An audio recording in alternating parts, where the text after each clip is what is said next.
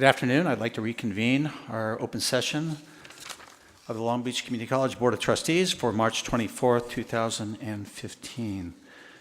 Call to order at this time. If everyone could please stand, I'm going to ask Trustee Archuleta, could you please lead us in the Pledge of Allegiance? If everyone could please stand. I pledge allegiance to the flag of the United States of America and to the republic for which it stands, one nation, under God, indivisible, with liberty and justice for all.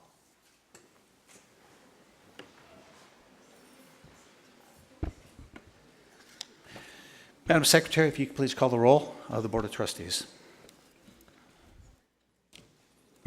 Irma Archuleta, Present. Virginia Baxter, Here.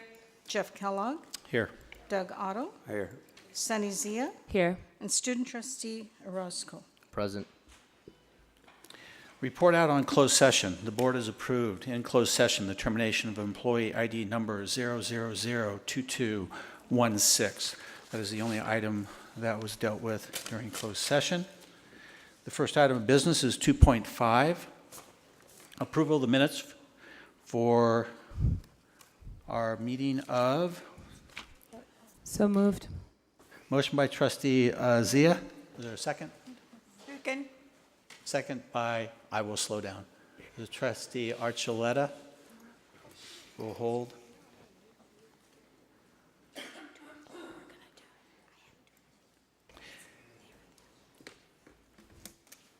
So are the board meetings, are the board minutes from the meeting of March 10th, 2015 as submitted? Madam Secretary, whenever you're ready, please let me know. System to come up there. There we go.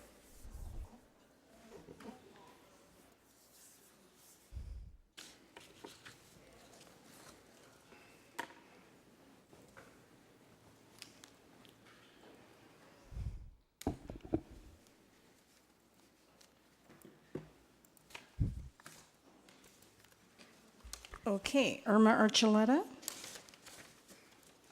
A roll call vote. Oh, here. No. Or are we? Did I jump ahead? Yeah. Excuse me. Well, I'm sorry, there was a motion and a second on the floor, a motion by Trustee Zia, a second by Trustee Archuleta to approve the minutes of March 10th, 2015. Madam Secretary, if you could please call the roll for the approval of the minutes. Irma Archuleta. Aye. Virginia Baxter. Aye. Jeff Kellogg. Aye. Doug Otto. Aye. And Sunny Zia. Aye. Item 2.5 is approved without objection. Item 2.6, this is introduction, special announcements. Superintendent President Oakley, do we have any at this time? Yes, I have a couple. First of all, as is our custom, wanted to recognize an individual who's leaving the district and who has opted to retire. Although I don't believe he's here today, Mr. Albert Barnum is a custodian, has been with us since 2000, served us for over 14 years. Just want to congratulate him on his retirement and ask everybody to give him a round of applause for all of his service.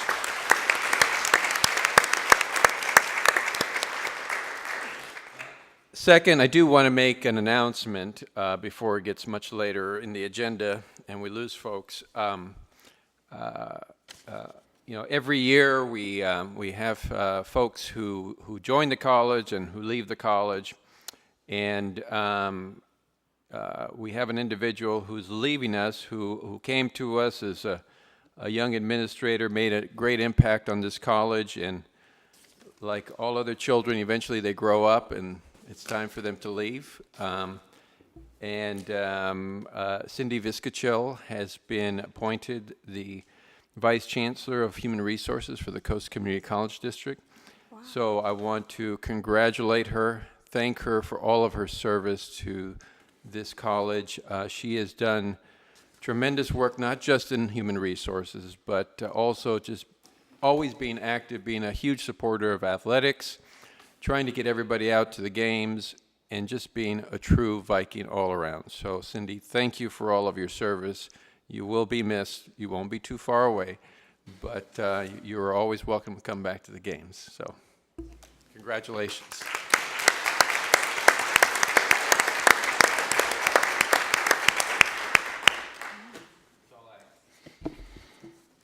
Thank you. And congratulations, Cindy. Item 2.7, this is recording of the agenda. This is items that we need to move. I have not heard of any items that wish to be moved from the current agenda, and I'm hearing none at this point in time, so there will be no need for reordering of the agenda at this time. Item 2.8 is the ASB President Report. This is an informational item only. I don't see her.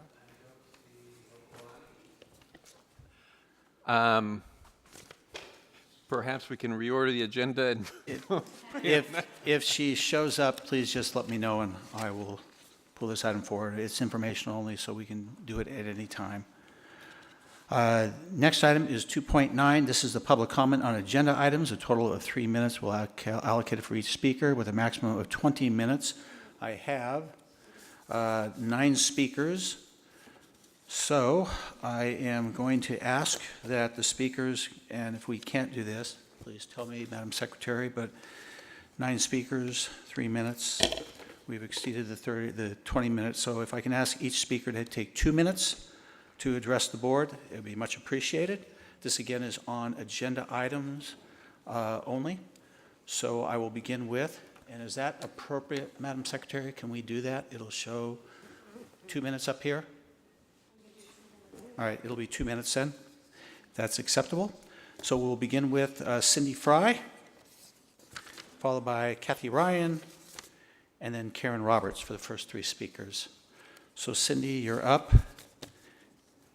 Good evening. I'm addressing 2014.3 primary task H.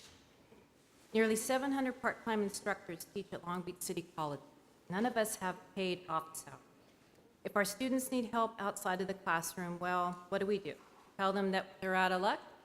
That our college doesn't value or respect its part-time instructors to compensate us for any work outside of the classroom? That we can't afford to work for free and they'll have to go get help somewhere else? Although I recommend using the multidisciplinary center to get help with writing assignments, most of my students will not follow through. As one of my examples, I have a student from Bulgaria who has had difficulty with writing assignments due to English being a second language. If he had a class with one of my full-time colleagues, he'd get that extra help outside of class instructor. So why shouldn't I be able to offer him the same opportunity to help him become more proficient and successful and be compensated for that, just like my full-time peers? Are we holding the educational welfare of the student as a primary concern? I guess I only have 51 seconds left, so I'll skip to the bottom. Last but not least, being equitably compensated and respected for all we do for our students. I don't get paid for preparing for class. I do get paid for teaching in the classroom. I do not get paid for grading papers and tests, meeting with our students before and after class, answering emails and phone calls. I don't get paid for participating in faculty development and being recognized as an equal with our full-time colleagues. Having job security so we don't have to keep our fingers crossed that we have a teaching assignment for the next semester is the norm. How wonderful would it be to work for an institution that holds the educational welfare of all of our students as primary concern? Thank you for your time. Thank you, Cindy.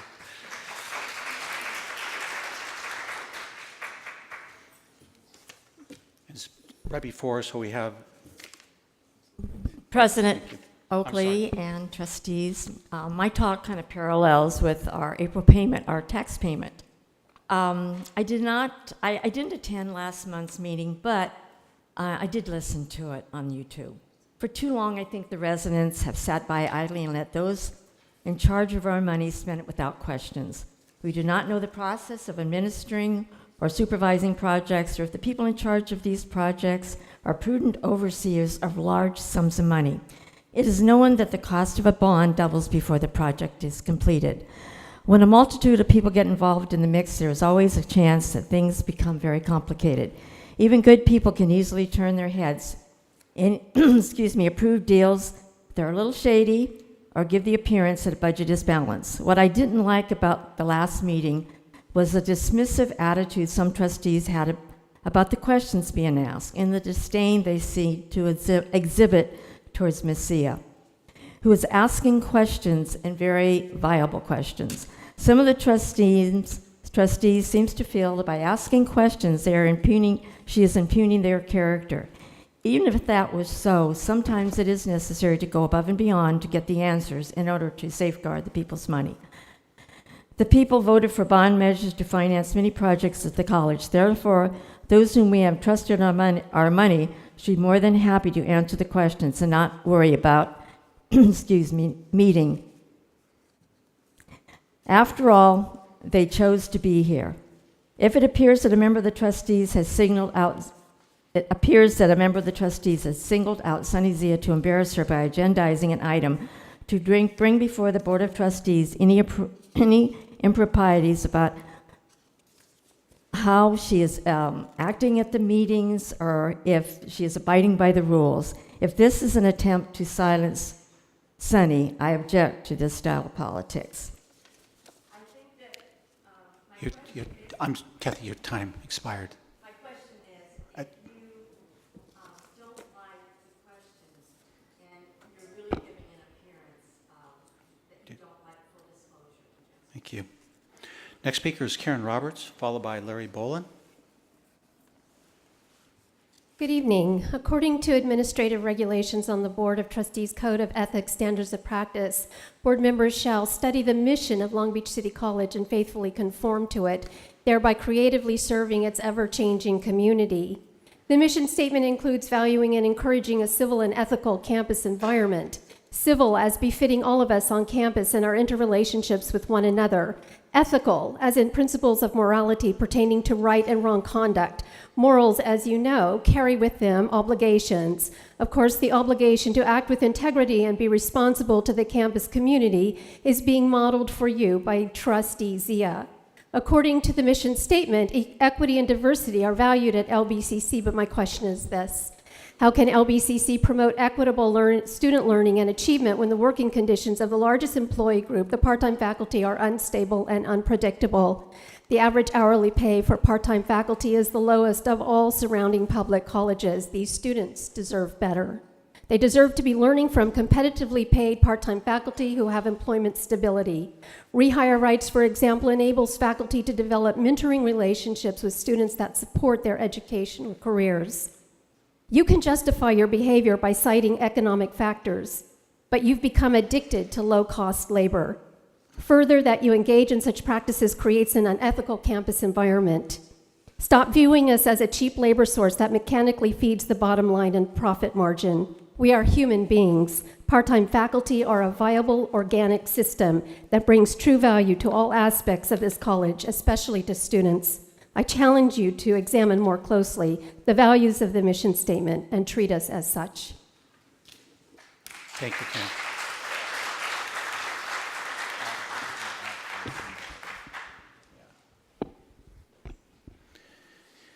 Larry Bolin.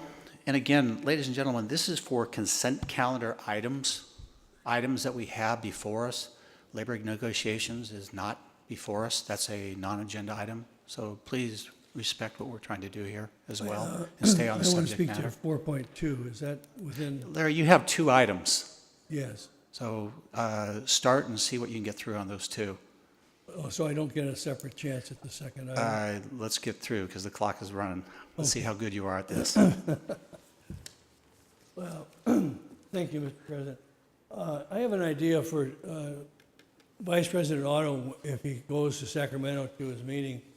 And what I'd like him to do is go there and show that we are very proud of LBCC with Board Member President Kellogg's policy announcement that our Board of Trustees are dedicated to ensuring that each construction project is delivered on time, on budget. And I would like to thank Ms. Zia for bringing that up. However, I did run into some confusion, is that whereas President Kellogg made this policy announcement, in my research, was not able to find that the board or the staff had ever approved such a policy of on time, on budget. But if we have it, we will be adopting a private sector financial control that'll be very good for this college, and I think that Vice President Otto could share that with his colleagues and other trustees, showing that we are making an attempt. We haven't done it in 8 years, but at least an attempt to adopt these kind of financial control. And they're absent, to my understanding. And I'll give President Kellogg a chance to deal with this conundrum with regard to do we or don't we, but we do have his announcement on a press release. With regard to, Now, like this, Larry, considering that you took an item that had to do with CCCT elections, and that's why Trustee Otto is going to Sacramento, and that's what you had on there, and the item you were referring to is not on the agenda, so we're going to move on to the next speaker. Thank you. Next speaker is Janae Hun, followed by Ann Engel.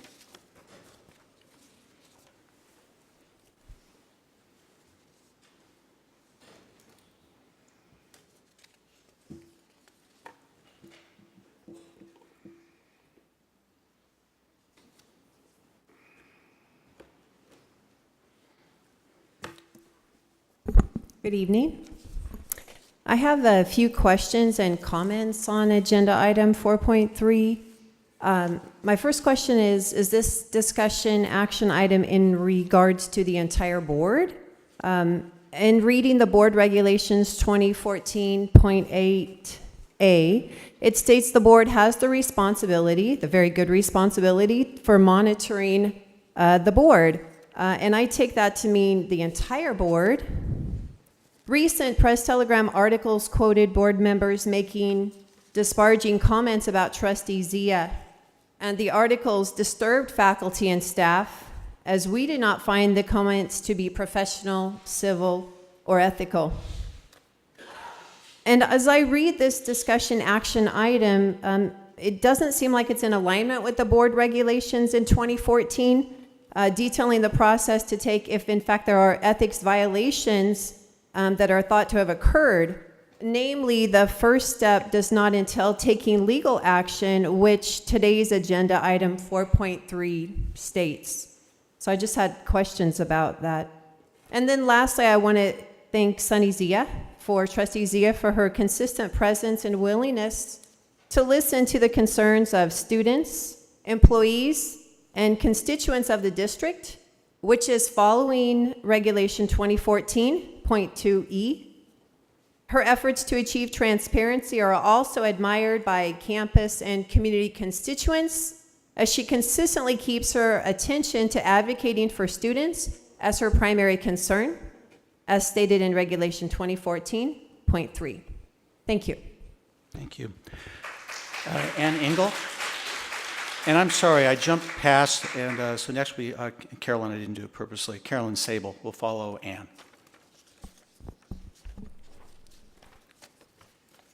Good evening, members of the board, President Oakley, administration, and guests. My name is Annie Engel. I'm a concerned member of the classified staff at Long Beach City College. First, I want to thank you, the administration, for reinstating the ability for classified staff to hold teaching assignments.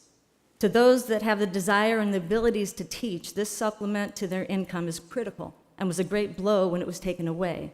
I know all classified appreciate that the option has returned. Tonight, I also want to ask the board to consider changing the time limits for public comment. In the past, speakers had 5 minutes to express a comment or opinion, giving the ability to thoroughly develop an idea. It also led to a feeling that the board was interested in what the public had to say. Since the finality of the program discontinuance, we don't have the same numbers of speakers that led to the limiting of comments. Even 4 minutes would be helpful if the board is really concerned about hearing and listening to what the community has to say to this district. Finally, I want to let the board and administration know how disturbing it is to see Agenda Item 4.3. This call for an investigation of conduct of a board member, which many believe is Sunny Zia, is an intimidation strategy that we have seen it before at this campus. I have heard her call for transparency. I have seen her working directly with the students at the PCC campus. She was one of 2 board members that met with faculty and staff to better understand the issues of communication and morale at this district. As a Long Beach resident and taxpayer, I stand behind Sunny's efforts. Thank you for listening. Thank you. Carolyn Sable. Nice to be able to say a Sable again, from way back when. Followed by Catherine Jennings. Good evening, Superintendent, President Oakley, President Kellogg, and Board of Trustees. My name is Carol Sable. I'm a member of Long Beach Community College District, a member of the Long Beach City College alumni, and a member of Long Beach City College part-time faculty. I'm speaking to you today to discuss one of the Board of Trustees' standard practice, acting only in the best interest of the entire community. The community is suffering because the Board of Trustees is not treating the part-time faculty and students with respect. The Long Beach City College students are suffering because they are not supplied with a time and a place to meet all their instructors. As you understand, I'm discussing office hours for adjunct faculty. Students need time to ask their instructors questions they cannot ask in class or feel uncomfortable asking in class. As a part-time faculty member, I travel to 3 different colleges, one being Cerritos College. Cerritos College offers all part-time faculty the opportunity to participate in paid office hours. Why doesn't Long Beach City College have the same opportunity? Why is Long Beach City College making their students suffer? Your job as a leader of this college is to give every student the opportunity to succeed. Why are you not doing that? Another area where the Board of Trustees is not acting in the best interest of the community is through rehire rights of part-time faculty. Your part-time faculty do not know if and where they are working at Long Beach City College each semester. And this takes a toll on the part-time faculty members and their students. I was just talking to a student last night, and he was not sure what type of faculty member he was going to be getting in his class this semester. I picked up the class at the beginning of the semester, and he was very pleased with who he has. But he has noticed that all of his classes say staff on it. So please.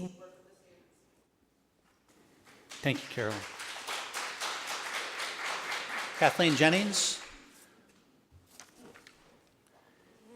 Followed by the last speaker will be Joseph, is it Rosewald? Will be our last speaker.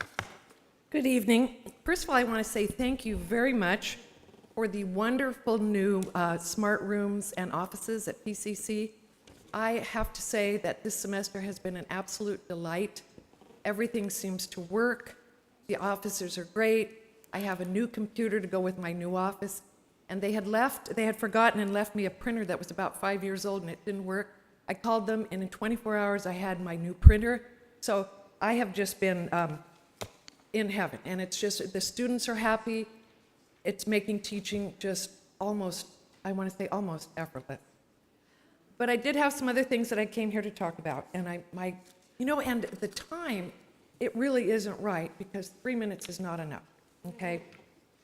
I have not met, and this is in regards to Sunny, I have not met a public official with as much passion, intelligence, and integrity as Ms. Zia. I would like to take this opportunity to thank her for her unselfish dedication to Long Beach City College. As you can see tonight, the faculty, staff, and students really adore this trustee and really see the effort that she is putting in to make this a better college. Since Trustee Zia has taken office, she has taken on an unwavering passion and integrity towards college issues, always with the best interests of the entire community, not just the college, okay? Ms. Zia's open door policy, open phone policy, she gets back to you with a text or a phone call within 24 hours. Has been heartening. It was Trustee Zia's idea to hold open lunch forums with faculty, staff, and students. After one such meeting at PCC, I ran into a staff member who stopped me and said that she had never had the opportunity to meet and discuss with the board member. You have to conclude your comments, please. Oh, we're done. Okay. Well, I'm not really done, okay? Because I didn't really have enough time to talk about what I need to say. And 3 minutes is not listening. So your microphone's off. So we have 20 minutes for the items, and we're going to move on to the next speaker. We need to revisit this Okay, issue thank you. because it's not really enough, okay? I really It's, have to talk. the next speaker is Joseph Rosewald, please. Thank you. Thank you for listening.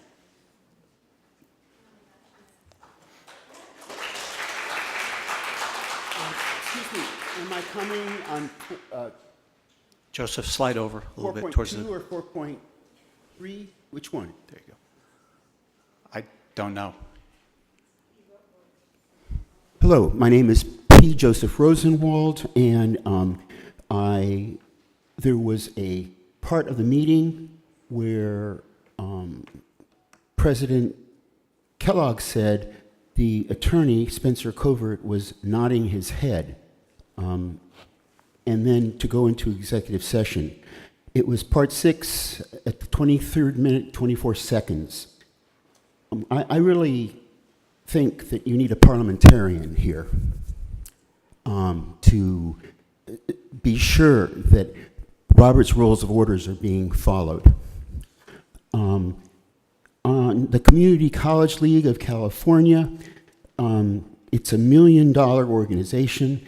I think we should be proud that Trustee Otto represents us. But why is Mark Taylor on the roster? He is on the advisory committee for legislation. Why is he still there? He works for the city now, and they haven't brought their roster up to date. The salaries are pretty high. Scott Lay is not only on this board, but he's a lobbyist. I tried to find out more about this organization, but the 990 forms were only available up to the tax year 2010. I think we need some transparency.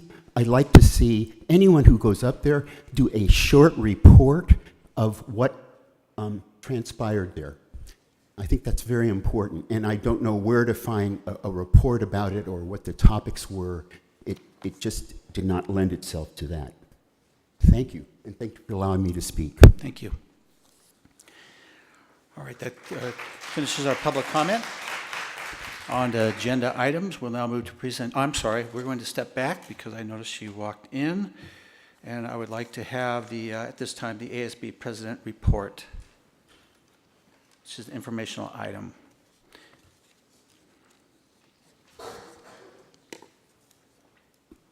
Good evening, Superintendent President Oakley, Board President Kellogg, and members of the board. In the next couple of months, the ASB will be recruiting for the next batch of student leaders for fall 2015, spring 2016. And this means I will be wrapping up my term here at Long Beach City College. But I still have so much to accomplish before I move on. It's important to me that we progress as leaders and as a team. This is our continued philosophy as we source future leadership and student representation. All applications for appointed positions and elected positions will open March 30th and are due April 27th. This week, the ASB Cabinet voted to survey the students on enforcement options of the current smoking tobacco use policy, and we're currently assessing the student concerns regarding services to night students. As we continually gather information, we are hoping that as a team, we can come up with feasible solutions for future students. In closing, from here on out during my report, I'd like to give clubs the opportunity to personally address the board and about their accomplishments, events, and personal stories. This addition to my report will expose the spectrum of student interest on campus and hopefully give you all more insight into who students of LBCC really are. So thank you. Thank you. We're going to now move forward on presentations. Item 3.1, this is the Long Beach College Promise Update. And obviously, many people realize, but this is recognized locally and nationally as a best practice model. Has created a unique partnership between Long Beach Unified School District, Long Beach City College, and Cal State University of Long Beach, and the City of Long Beach now, focusing on increasing local student access to college persistence, certificates, and degree of completions and transfer. So at this time, President Oakley, I'll turn it to you, where then you can probably introduce Dr. Peterson. Yes, thank you, Board President Kellogg. And as many read on Friday, Long Beach City College, along with Cal State University of Long Beach and the Long Beach Unified School District, and now the City of Long Beach, were recognized with the Top Tier Innovation Award from the Governor's Office. It was a great day for Long Beach. The Long Beach award application was the highest scored, and the College Promise will be receiving innovation prize of $5 million to further the work that we've been doing amongst the now 4 institutions. So